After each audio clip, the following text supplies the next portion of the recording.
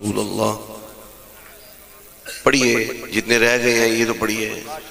الصلاة والسلام علیکہ یا سیدی یا نبی اللہ وعلا آلکہ واصحابکہ یا سیدی یا امام الانبیاء۔ چنگیاں داتے ہر کوئی بندا، مندیاں دا تو والی، چنگیاں دا تے ہر کوئی بندا،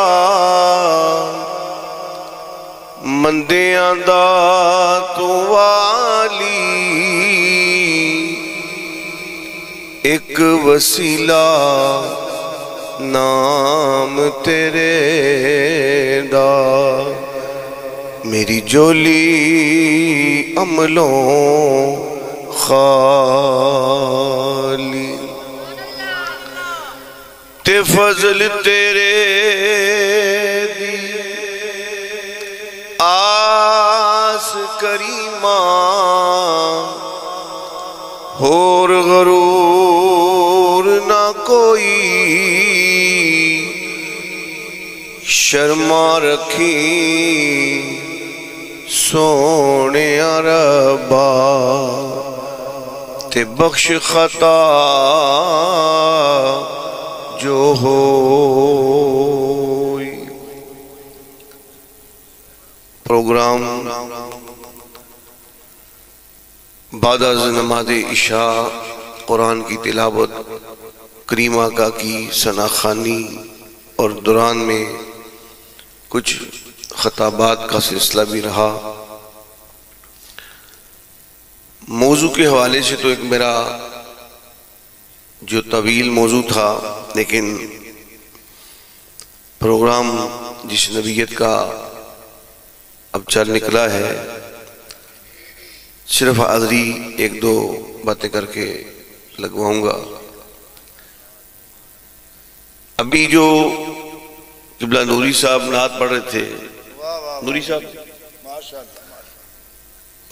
تو انہوں نے جو کلام پڑھا تو میرا موضوع تھوڑا بدل گیا۔ ایک شعر جو ان کا تھا میں کہیں دور چلا گیا۔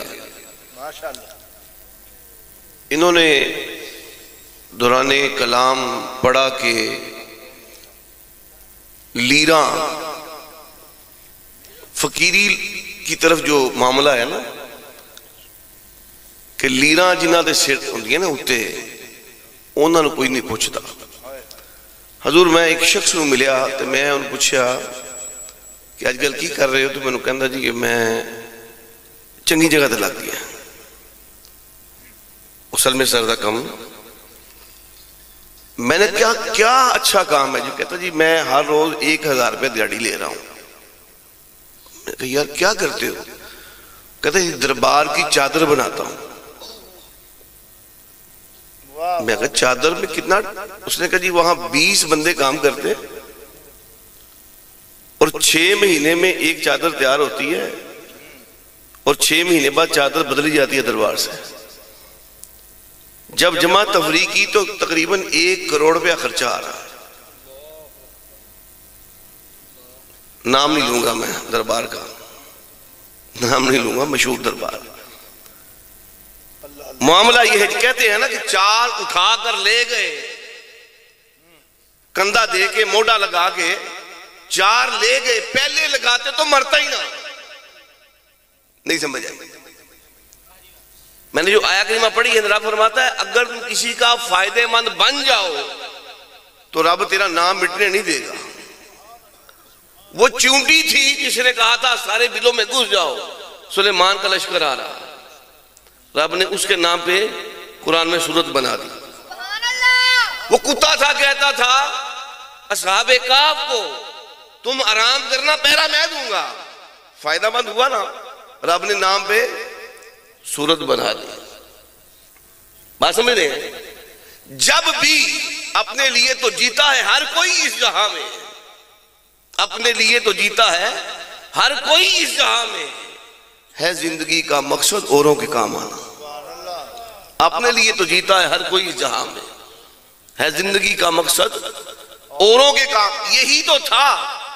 تو رب فرماتا ہے جو کسی کے لیے فائدہ مند ہو جائے پھر نام رب اس کا مٹنے نہیں دیتا، وہ چاہے چونٹی ہو چاہے وہ غار والا کتا ہی کیوں نہ ہو۔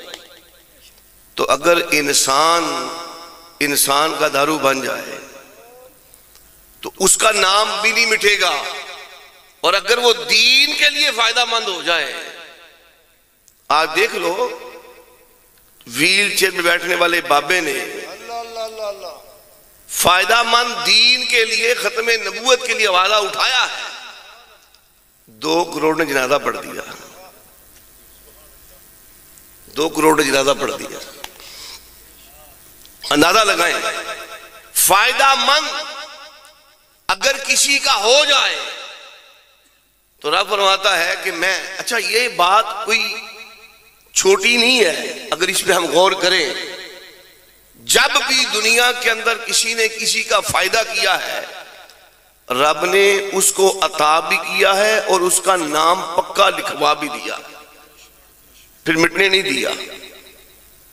سیدنا فاروق صدیق اکبر رضی اللہ تعالیٰ عنہ کاروبار کے اوپر دکاندار کاروباری لوگ کہتے تھے ابو بکر تو دکان پہ آتا نہیں، کام تو کرتا نہیں ہے، تو کام تو بڑا عروج پہ جا رہا ہے، نوکر تو کبھی کام پورا نہیں کرتے، تو آپ اس کی وجہ بیان فرمائیں۔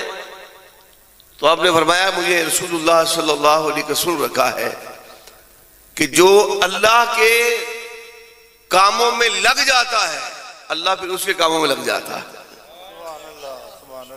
جو دین کے کاموں میں لگ جائے نا رب پھر اس کے کاموں میں لگ جاتا ہے۔ تو میں رسول اللہ کا فرمان سن کر اب میں دین کے لیے وقف ہوں اور دین کا فائدہ مند ہو کر میرا کام جو ہے اس کے اندر بھی رب کائنات برکت عطا فرماتا ہے۔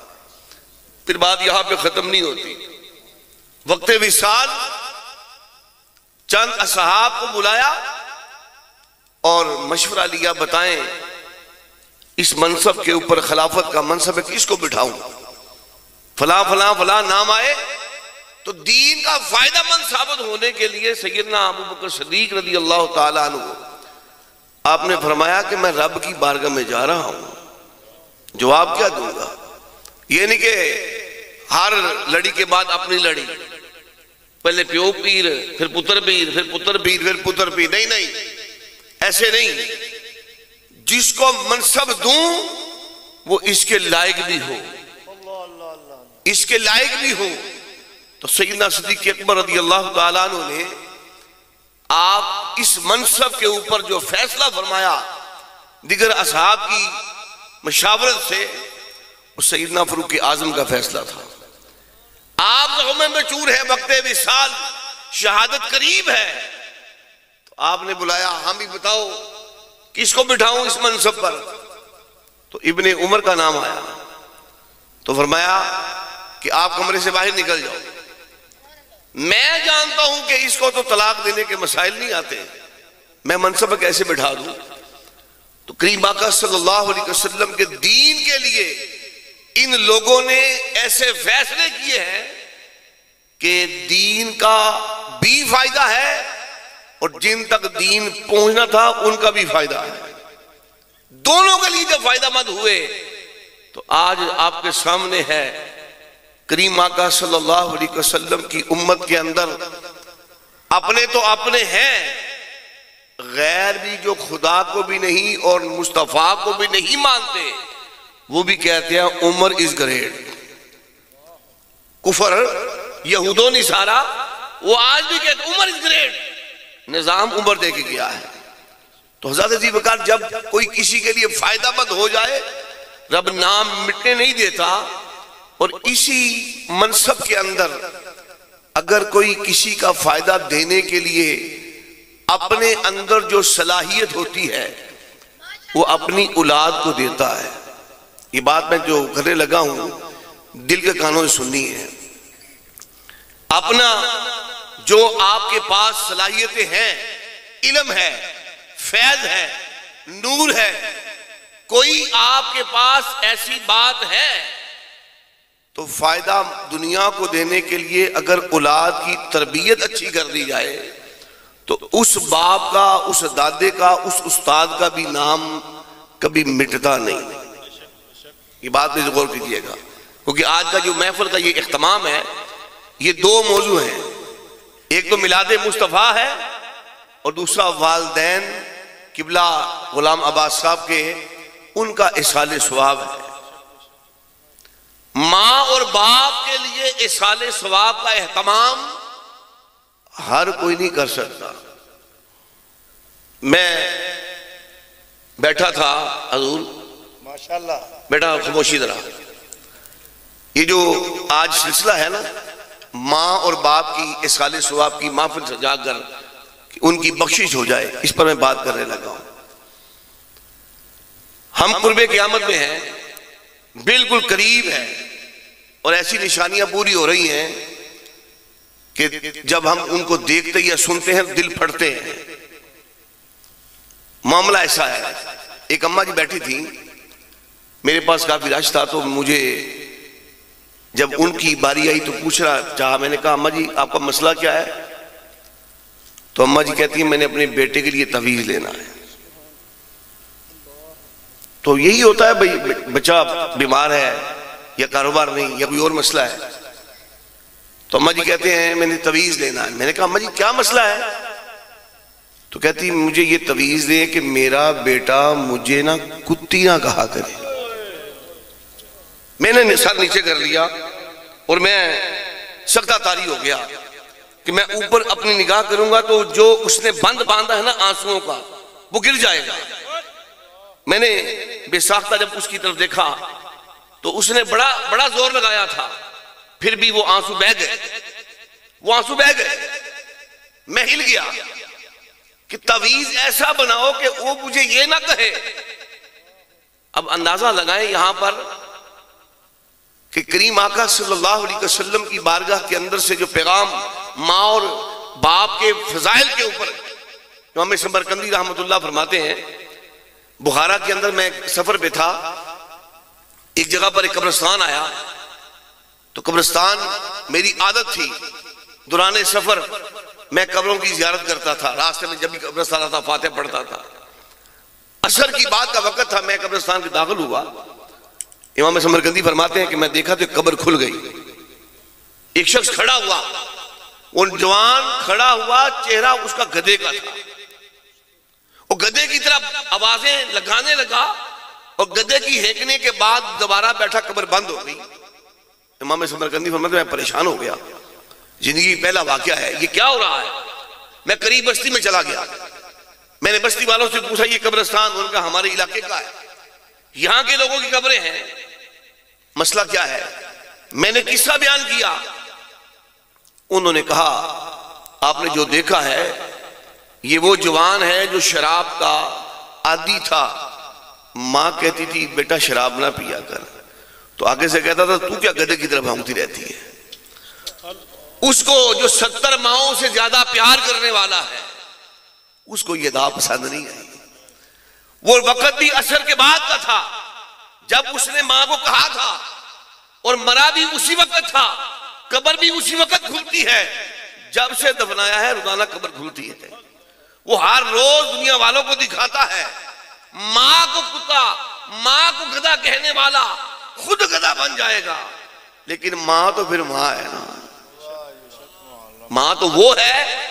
نبی رحمت صلی اللہ علیہ وسلم فرماتے ہیں میری ماں حیات ہوتی، میں نماز عشاء کے اندر سورہ فاتحہ کی تلاوت کر رہا ہوتا، ماں پردہ ہٹا کے مجھے آواز دیتی محمد صلی اللہ علیہ وسلم. میں نماز چھوڑ کے ماں کی خدمت میں حاضر ہو جاتا.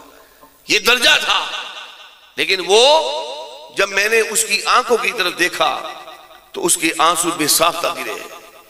جب آنسو گرے تو یقین آپ کریں، آپ یہ بات سن کے جو آپ کی کیفیت ہے، لیکن میں تو اپنی آنکھوں دیکھا بیان کرتا ہوں. ہر روز قبلہ عباس صاحب، قبلہ شاہ صاحب دنیا آتی ہے نا، ہر روز ایک نئی کہانی سننے کو ملتی ہے. ہر روز ایک نئی بات سنتے ہیں، ہم حیران ہو جاتے ہیں یہ کیا ہو رہا ہے بھئی، یہ کیا ہو رہا ہے.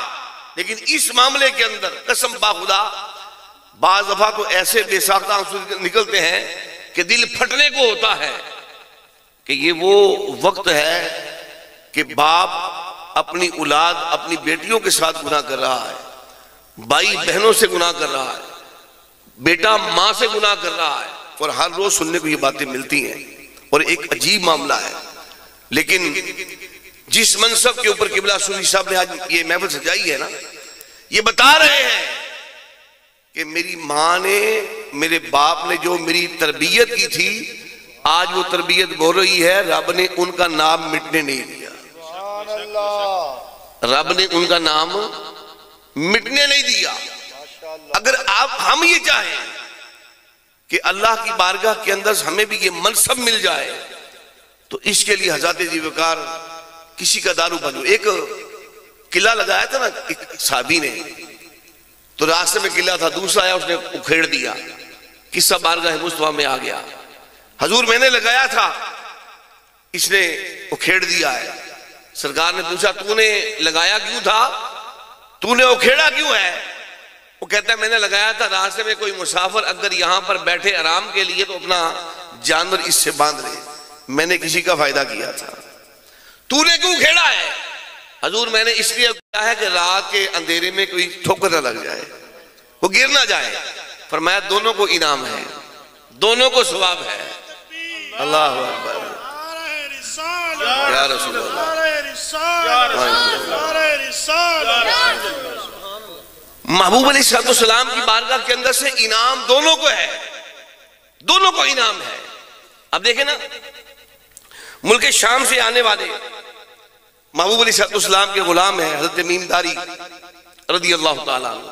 میں بات مختصر کرنے لگا ہوں اور میں بات ختم کروں گا، سنیے گا اور دل کے کانوں سے سنیے گا.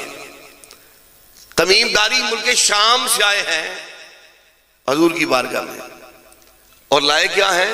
نبی کو آتا تحفہ لے کے آتے ہیں نا، تحفہ کیا لائے ہیں؟ ایک لڑی بنا کے لائے دیوں کی، دیا پھر رسی پھر دیا پھر رسی پھر دیا، ایک لڑی لگائی ہے.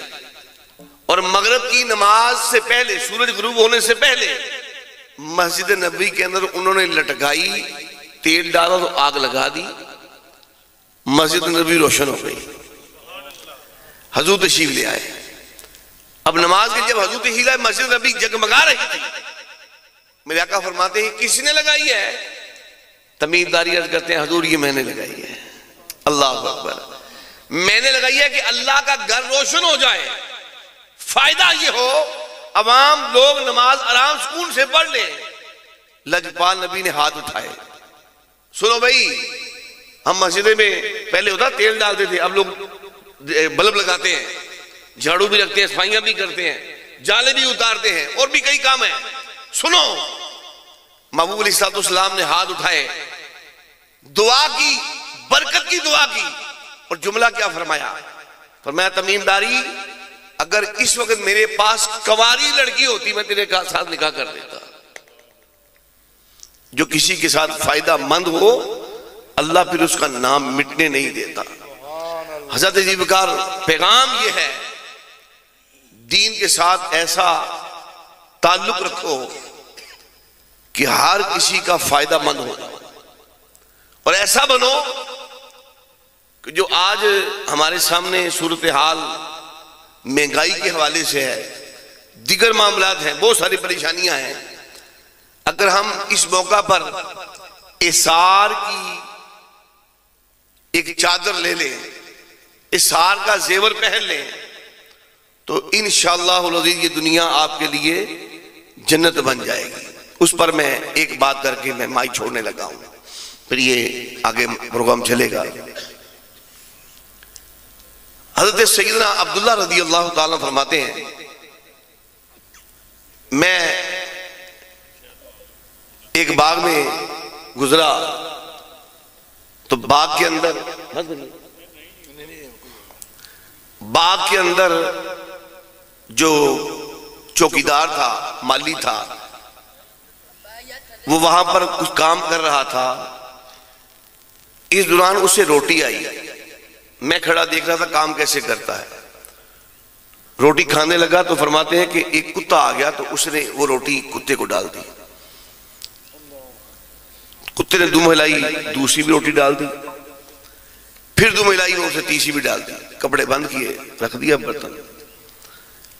میں اترا باغ کے اندر، میں نے کہا ابھی یہ باغ تیرا ہے؟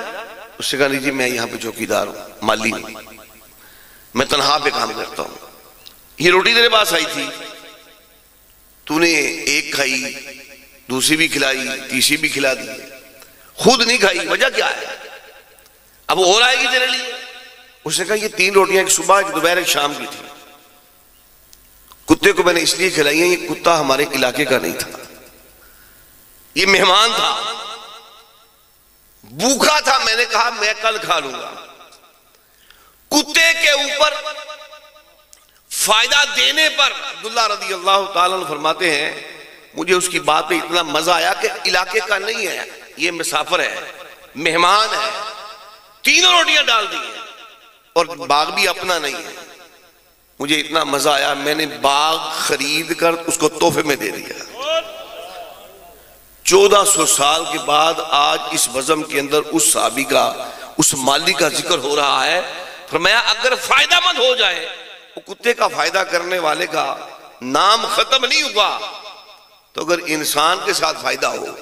ابھی انہوں نے جو اشعار پنجابی کے پڑھے نا، اس کے اندر انہوں نے بیان کیا ہے کہ مکان ڈھانے کے اوپر بھی یہ موٹر وے بنا، دیگر یہ پل وغیرہ بنے، رنگ روڈ بنا، مسجدیں گئیں، مدرسے گئے، قبرستان گئے، غریبوں کے گھر گئے۔ ہم کمپین کے دوران، الیکشن کی کمپین کے دوران ہم ایک جگہ پر پہنچے، دروازے پہ دستک دی تو اس سے پوچھا یہ مکان آپ کا اپنا ہے؟ تو بندہ رو پڑا، اس نے کہا یہ مکان نہیں ہمارا اپنا، اب تو ہم کرائے پہ ہیں، اپنا تھا تو یہ پل کے اندر وہ آ گیا ہے، لیکن جب ہمارے پاس نوٹس آیا تھا تو نوٹس پکڑتے ہی میرا باپ اسی وقت مر گیا تھا، اسی وقت مر گیا۔ سیدہ فاروق اعظم رضی اللہ تعالیٰ عنہ وقت وصال، ابھی آپ کی سانسیں ہیں، ابن عمر عرض کرتے ہیں حضور آپ جدا ہو رہے ہیں، فرمایا جلد تیرے ساتھ ملاقات کروں گا۔ سنیے 6 مہینے بعد خواب میں ملاقات ہوئی، عرض کیا آپ نے تو کہا بڑی جلدی ملاقات ہوگی، 6 مہینے لگا دیے، تو جملہ کیا فرمایا؟ فاروق اعظم فرماتے ہیں میں نے اپنی حکومت کے دوران ایک پلی بنائی تھی، پلی، اس پلی کے اوپر چادر لگائی تھی لوہے کی، تو ایک سائیڈ کے اوپر نا ایک کنارہ اونچا رہ گیا تھا، وہاں سے بکری گزری، اس کا کھر اتر گیا تھا، اس کھر کا کھڑا 6 مہینے سے اللہ کی بارگاہ میں جواب دے رہا تھا۔ ایک کھر اتر جائے تو فاروق اعظم کھڑے ہو جائیں، ایک کھر بکری کا، یا مسجدیں بھی کہیں، ان کے موٹر وے، ان کے جناب رنگ روڈ، ان کے دیگر جو اپنے اپنے بنائے ہوئے منصوبے تھے، قبرستان تک اڑا دیے، صوفیاء اولیاء کے مزارات تک اڑا دیے۔ لیکن یاد رکھو اگر فائدہ مند ہو جائے، فائدہ مند، یہ دکاندار ہے، گاہک نے کہا یہ سودا دے دو، اس نے کہا وہ دکان والے سے لو، وہ تیرے پاس ہے تو کیوں نہیں دیتا؟ اس نے کہا میں صبح سے لے کے اب تک بکری کر لی ہے، روٹی میرے بچوں کی اب چل جائے گی، وہ میرا بھائی دکاندار صبح سے فارغ بیٹھا ہے، میں چاہتا ہوں اس کی گھر بھی روٹی چلی جائے، اس کے گھر میں روٹی چلی جائے۔ یہ فائدہ مند ہے، یہ نہیں جو آج دکانداروں کے اپنے اپنے دکانوں کے آگے بندے کھڑے کیے، گاہک گھیر کے لاؤ، ادھر نہ جائے، تو وہ بندہ اپنی دکان سے دے نہیں رہا، وہاں سے دے لو۔ تو کہا اگر کوئی کسی کا فائدہ مند ہو جائے تو پھر اللہ اس کا نام زندہ رکھتا ہے۔ آؤ اپنے لیے تو جیتا ہے ہر کوئی اس جہاں میں، ہے زندگی کا مقصد اوروں کے کام آنا۔ دعا ہے خالق کائنات مجھے بھی آپ کو بھی عمل کی توفیق۔